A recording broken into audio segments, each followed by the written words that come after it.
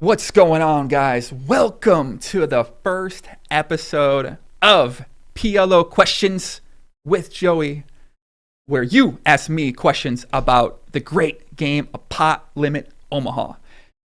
So, I've been wanting to do some type of show that wasn't 3 hours long, 2 hours long like my podcast. I wanted to do something that was between 10 and 20 minutes, kind of like some of my favorite podcasts that are out there. I wanted to do something also that focused on Pot Limit Omaha. Obviously, that's the game I've been playing for the past bunch of years. That's the game that I'm best at. That's the game that I know the most. That's the game that I know is very neglected amongst the community when it comes to talking about creating content. And I came with this idea, and we're going to go with it. We're going to see what happens. I don't want to make any promises in terms of how often I'll be doing these. I want to do them often. They're easy to do. I turn the camera on, I look at the lights, and I start talking. It's really not that fucking hard. So, I hope that I'll be able to do a bunch more. Obviously, I'm working on a lot of other things too. So we'll see what happens. We'll be having some guests on as well too. And it'll be fun. We'll see what happens. We'll talk PLO. And hopefully a lot of you PLO players out there have something else that you can enjoy and you can watch and you can take a little bit from. So on today's episode, the first episode, we're going to talk about the best way to transition to Pot Limit Omaha, and is it possible to still become a professional PLO player if you're a No Limit Hold'em player? We'll talk about my journey through the great game of PLO to the point I'm at today. We'll talk about how to beat nits. Talk about what would I have told myself if I could go back in time, and we'll tell you guys that you always should table your hand when you're playing live PLO and you don't know what you have. Always table your hand, honestly. Always do it before we get to the question. So, all right, let's get in the first one. Richard Shields asks, at Ginge881991, I'd like to know your journey through PLO limits, results, cap games. Richard, I picked this question out because first episode, I know a lot of you guys out there know a little about my past. Some of you guys might just think I do a podcast. You think I've never played a fucking hand of poker in my life. Definitely can understand that. I'm not out there streaming on Twitch, all the, doing all the Twitch people do. So let's talk a little bit about that. I'm going to make it very short. I'm going to make it sweet as I can. I started playing PLO 2010. I started playing poker initially 2007 online. First couple of years, only No Hold'em player, 24 table, played small, mid, high stakes. Moved over to PLO in 2010 because I really wanted to get Supernova Elite on PokerStars. Essentially, it's one of the highest things you can get for playing them on a million VPPs. Essentially, you got to play a lot of volume, play a lot of hands, get a lot of points, and yet made you back $120,000 in rake back. Back then, a lot of people were very trapped by this rake back. I mean, you made $120,000. So essentially, you could be a small losing player, BB per 100 wise, but be a massive winner in terms of money because you could just, break a little bit even and do this. So I wanted to get Supernova Elite for the first time. I switched over to PLO. I started out playing 2-4 and I 24 tabled. Now, if anybody's played online, you understand this was not the GTO way to do it. This was not the ideal way to do it. And I didn't do very well. Big blind per 100 wise, I didn't lose much, but I lost. And it was, but I got Supernova Elite. So did I really lose? I don't think so. 2011 comes, I go back to No Limit Hold'em. I feel safe. I feel at home. 2 cards, not outside the box. Whatever, man. I'm there. I'm chilling in a little box. Black Friday happens. I go to Canada. I'm in a bad position. I don't got much money. I want to make Supernova Elite again. That's my ticket. That's the way I can make some money. So I start 24 tabling PLO again. Turns out, not a good idea playing. I was playing 25 cent, 50 cent after Black Friday because I was busto, man. I had nothing. Borrowed some money from my friend, my roommate at the time, and nothing. Just didn't. So putting a lot of hands, putting a lot of hours. Every single day I was in Vancouver just playing PLO online. Eventually made a little bit of money, started building up. Eventually, I made a Supernova Elite prop bet where I needed to get Supernova Elite in 2.5 months. It was essentially like 800, 700,000 BPPs in 2.5 months playing PLO. I didn't have much money. So I was essentially all in. I went all in. I'm like, listen, if I don't do this, like, I gotta quit. I might move back home, get a job at Subway. I don't know, live with my fucking mom. I don't know, man. There was no chance for failure. I mean, there was a chance, but in my head, I'm just like, I'm all in. This is what it is. So I started playing PLO even more. I played, 8, 10 hours, it feels like, every single day. At some point in time, in November, I ended up getting some help from a friend. Shout out to my friend. And man, I was really gonna fuck myself over here. So he ended up giving me some money, borrowed me money, because if I played 2-4, I would get more VPPs per hand, and the rake would be less of an impact, less of an effect on me. So I was like, all right, I started playing 2-4 in December. I needed 450,000 hands, VPPs, 450,000 hands. No one's ever played that many PLO hands ever in a month in the history of the game. I set out, I'm like, all right, if I start off losing December, I'm gonna go broke. I'm not gonna be able to play 2-4 anymore. Luckily, December starts. I end up making $35,000 in the first like week or so. Stars did some promotions that I ended up winning in terms of playing the most and collecting these bonuses and just getting VPP. It's like a bonus contest they had. Thank God. And I held that up. I was winning for the first couple weeks, and then I just started putting in 16-hour days, and I ended up losing that month, I think about 10, 20,000, but I ended up making a ton in VPPs. I ended up winning my prop bet. I got Supernova Elite. I got the bonuses. I start off the next day, January 1st. I say, I'm not 24 tabling anymore. Stop 24 tabling. Start playing 5-10. Start game selecting really hard. Immediately just go on heater. So I'm testing the fucking heater. 10-20, shot taking 10-20, shot taking 25-50. Eventually I shot take 5100 a couple weeks in it, and that goes well. First month of January, I end up winning about $100,000. Over the next couple months, I end up winning a few hundred more $1,000, and I'm playing 25-50, 5100 pretty regularly, and game selecting pretty hard. Later on in the year, I took a little bit of time, a couple months off. I ended up having my biggest month ever in September, make $250,000. I decided to celebrate. That's not good. I mix business with pleasure. I already got one drug, the great game of Pot Limit Omaha in my system. Try to introduce some more, goes bad, end up losing back $500,000, maybe $400,000. I try not to think about it anymore. End up losing back a lot of money. I float through no man's land in my mind. I'm like, how the fuck? Oh my life's over. It's terrible. I'm in Australia. I don't know what to do. Come back to the States. Try to find myself. This is 2013. Try to find myself. Eventually, I get back to playing a little bit of PLO, and yeah, then I just sort of, rededicate myself to playing that's about 3 years ago, maybe a little over 3 years ago. So yeah, so for the last 3 years, just kind of been playing mid-stakes to high-stakes PLO, playing on the untracked Euro sites. My main game's been 10-20 PLO in recent memory, and results have been pretty good. I think on Bovada and on the other untracked Euro sites, I'm one of the. I don't know where I fall into the spectrum of things, but I would assume I'm one of the guys who's up, an amount of money. Like, I guess how many people are winning at 10-20, on the untracked Euro sites these days, I'm not sure, but yeah, it's going pretty well, and that's my very, very. It's as fast as I wanted to make it. That's my history with PLO. That's my little journey. Much love to me. Shout out to me. Let's get into the next question. All right, Ian Salter asks, I'm a no-win hold'em player. Okay. Is there a realistic path to playing PLO professionally given the rake structure at the micros? That's a great question and a very popular question. And I think the realistic path to playing PLO professionally, it's just going to take a lot of time. It's not going to be easy. It's not going to be, necessarily that much fun, but it's going to take time. It's going to be a process. Most likely, you're not going to jump into mid-stakes and be a winning player at PLO online right now. It's going to be challenging. So I think there's a very realistic path, and it's called grinding. It's called working hard. It's called putting in hours, putting in time, putting in play, dealing with the rake as it is right now, shopping around in terms of finding sites like Unibet or microgaming with a little bit lower rake to hone your skills, get better, win some money, gain some confidence, and then start moving up the stakes from there. And I think it's a very realistic, but it takes a lot of work.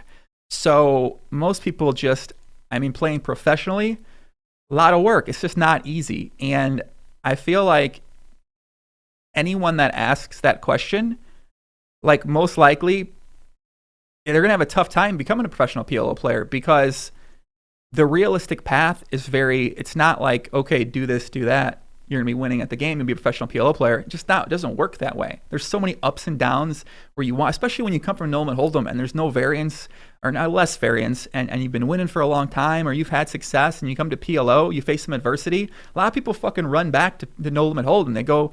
They fucking pull their pants up, they go running back. I've seen it countless number of times over the year. And I can understand that. You go in this game, you're used to winning, you go to PLO, you're down, you're down. It's tough. It's tough to stick with it. And I think understanding that, fuck the rake. Don't think about the rake. Don't focus on the rake, what the rake is, what that is. The game is what it is. It's set up how it is. If you play on PokerStars, it's what it is. Figure out a way to beat that. Is it possible to beat that? Yes, that's all you need to know. It's possible to beat the game. Is it easy? Fuck no. Is it hard? Yes. Is it going to take a lot of fucking work? Yes, it is possible. Yes, it is going to take a lot of work. But don't fucking focus on the games are so hard. The games aren't hard, all right? The games are fucking easy. The games are still easy, provided you put the work in, you work at your game, and you understand it's going to take time. It's going to take maybe a fucking 3 years, 2 years, 1 year. It's going to take a long time. And if you go into it without thinking there's a realistic path, you go into it being like, all right, I'm going to figure this out. I'm going to do it. Is it possible? Yes, it's possible. That should be all you need to know. Is it possible? Yes. Then where do I start? That's another great question. And, transitioning wise, like I said, I feel like the best way to do it and what people undervalue is playing. Play the game. Play. Read a book. Like I said, I read one book. I'd play a bunch. Go back and read it again. Start from the beginning. Read it again until I understand it. Play, read, play. Like that. It's not like there's no fucking blueprint for the game. It's not like you spend 2 hours and run it once. You spend 7 hours here. You spend 8 hours. No, man. You play the game. You put the time in. You put the hours in. And from there, there's no set path there. Everyone's going to be different. But the main step's just playing, getting in the game, getting in the action, playing. And if you're playing micro stakes and you're out of the United States, your best bet's definitely going to be a unibet, going to be a micro gaming where the rake is lowest. And yeah, if you're in America, you got Bovada, you got Ignition, you got America's Card Room. Those are options. Obviously, people, you do it at your own risk, but those are options. Best option, probably a Bovada, probably something like that. Games are a little bit softer on there. So yeah, I hope that answered your question. Next question is going to be from Sean Winter. Sean Winter, Knoll 7. Yeah, I know this guy needs a lot of help with the great game of Pot Limit Omaha. I believe he just took down a Nolan Holton tournament, but he's been playing a lot of high stakes PLO lately. And I know this question's definitely not a serious question, although it could be. I don't know, man. Maybe Sean's, having trouble beating those nits at the games. But he says, how do you beat nits? Not on the surface. You might look at this, laugh, say, aha, funny question. But this is a great fucking question because a lot of people, okay, let's think about this. Maybe even some of you guys don't know this. How do you beat nits? Think about it for yourself right now. How do you beat nits? Okay, how are nits beating you? Turn the question around. How are nits beating you? What are they doing? Why are they what exactly is it? Why are they winning against you? Think about that. You answer the question yourself. Obviously, everyone's going to be different for everybody. But I think the most immediate adjustment to beat nits is you tighten it. So we can establish they have tighter ranges on the turn, on the river. If they're putting a lot of money in on the turn and on the river, they most likely have a very strong range. They have a very strong hand. The immediate adjustment is you then tighten your ranges up on the turn and on the river. That was always my biggest mistake, is playing against these fucking nits at 3, 6, 5, 10, 10, 20. I'm just calling way too much. And I'm sure a lot of you guys out there are calling way too much. And then you might say, I don't want to be exploited, balance, and that certainly matters a lot in some instances. But a lot of times, more often than not, you just got to fold some spots on the turn against the nits that you wouldn't normally fold. And you might say, that's a bad fold. I don't think I should fold that. But you just got to fold. And the basic idea is that you want to have tighter ranges post-flop on later streets against these players. You could even take it a step further and say, maybe you want to tighten up your range that you continue with on the flop against these tight players. How can you identify who's a tight player? Obviously at the higher stakes, there's not as many pure nits, but also the pure nits are better at exploiting that image than they are at the micro stakes. At the micro stakes, small stakes, if you're using a HUD, you identify those players by you can use them by certain stats. You can use river bet. You can go one money at showdown, went to showdown. Even turn C bet to some extent. So you can kind of, those immediate little stats right there, now they're telling you who the tighter players are. Obviously you go by, VPIP, PFR, but even sometimes pre-flop, raise, that's not necessarily going to tell you who's tight on the turn and on the river. So I think the most immediate adjustment is just tighten up on turns and rivers. And a great way to beat nits on the flop is just raise them motherfuckers, man. They love to fold. They're nits. They love to fold, man. They love to fold. They're obsessed with folding. Oh, we showed aggression. I'm going to fold. You know what I would do? That's what I used to love doing in nits. I just raise them once an hour. Just throw in a raise. They're in position. You call a raise pre-flop. Just raise them on the flop. Just Keep raising them till they start doing something crazy. And what happens a lot of times, what I've known, is you get these nits to spaz the fuck out. They do some wild shit. They're not used to having to counter so much aggression, so they think that, oh, like, all right, I'm gonna fight back by expanding my range to include these type of hands, which is good, but then these type of hands, which isn't very good. And the only reason is because they don't get themselves in that spot very often. They don't know how to play that spot well. So your challenge is to then play that spot better than the tight players, the nit players are playing those spots. And I mean, that's what makes poker great, is because how do you do that? It takes playing, it takes work, it takes time, it takes trial error, it takes, a lot of fucking up and maybe putting some money in bad, but that's how you beat nits. Make their life hell. Punish the fucking nits. Punish them, man. I'm ready to punish them. Next question. All right, questions from Pamela Stadius. Wait a second. We got a female Pot Limit Omaha player. I don't believe it. She says, what do you wish someone had told you about PLO when you first started playing? PLO Questions, #poker. All right, Pamela, thank you for the question. What do I wish someone told me about playing PLO when I first started playing? I wish someone told me that I should not 24 table under any circumstances. I I was so obsessed with points, so obsessed with Supernova Elite, so obsessed with that I mean, it's a guaranteed $120,000. It's, whatever, it's not the worst thing to be obsessed about. But I wish someone told me that to really get better at the game, you need to play less tables. And you really need to focus more on your decisions than you did at No Limit Hold'em. Because No Limit Hold'em, you could autopilot. And, I guess it's kind of okay. Obviously, it's not okay, but you could do it and get away with it. PLO, you just need to think about things way more because the possibilities are so much bigger. The ranges are so much wider. And I feel like I just autopiloted through so much, and I could have been, when I stopped playing so many tables, I was able to take in so much information in a hand that I was doing, that my opponents were showing up with, bet sizing they were using, the ranges they were using against certain players on certain textures. And all that stuff takes you really paying attention in real time and just trying to comprehend it. When you're playing so many games or you're playing Zoom, you can't do that. But I wish somebody told me that, slow down, play less tables, 1-2 tables. It's going to be boring, but it'll be much more beneficial for your development, for your growth, for your habits, to be able to start off doing it that way than just diving in 4 tables of Zoom, 6 tables. That's what people do now. They dive in, they're playing 4 tables of Zoom. It's like, what do you really take it in? People can do it, sure. But are you really getting that much better? Are you really getting a lot better at the game faster? I don't think so. And I just really think that's what I would tell people is, and I would tell myself, is that play less tables, try to get better. It'll be much more beneficial for you than doing it the other way around. But was that true? I don't know. Maybe it's not true. Maybe, maybe I had to do that. I don't know. I would have told myself that. Would I have listened? Shit, man, I don't think so. All right, last comment. It's from Darren Rabowitz, a.k.a. Darren Rabbi on Twitter. He says, I have no idea how to play PLO. The only time I did, I mucked a chop and all in, too scared to try again. Now, he says this as a joke, but this is a fucking thing. A lot of times people start playing live PLO. They can't read their hand. They don't know what they have. This is what you do. Turn your cards over no matter what. If you're all in, always turn your hand over. If you're 0.02% unsure what your hand is, turn it over. If you're 100% sure you got the losing hand, turn your fucking hand over.